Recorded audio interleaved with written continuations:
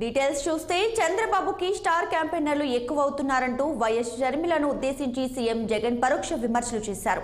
ఏపీలో చంద్రబాబుకి చాలా మంది స్టార్ క్యాంపెయినర్లు ఉన్నారన్నారు.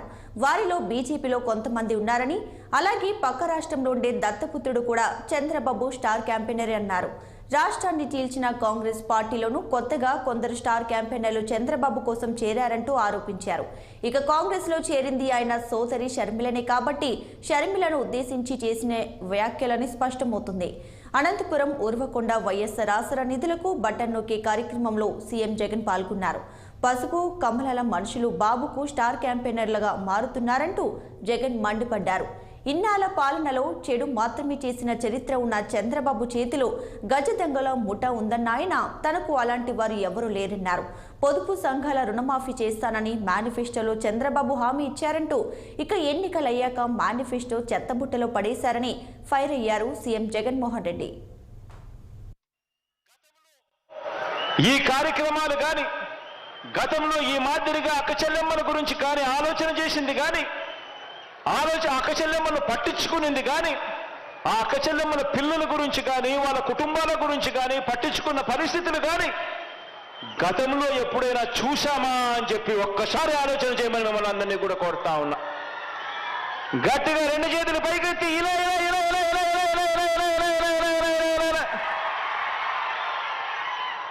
కారణం ఏమిటి అని అంటే, గతంలో కూడా ఒక పాలన ఉండేది.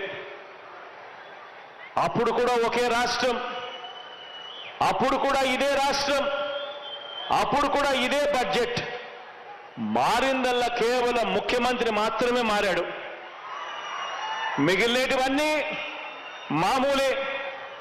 అదే రాష్ట్రం, అదే బడ్జెట్.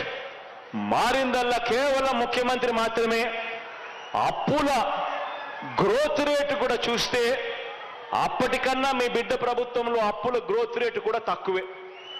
మరి మీ బిడ్డ ప్రభుత్వంలో నా ప్రతి అక్క చెల్లెమ్మ ముఖాన చిరునవ్వు ఎలా కనపడతా ఉంది? గతంలో 5 సంవత్సరాల పీరియడ్లో ఆ గతంలో ఎందుకు అక్క చెల్లెమ్మలకు ఈ మంచి జరగలేదు అన్నది ఆలోచన చేయమని అడుగుతా ఉన్నా.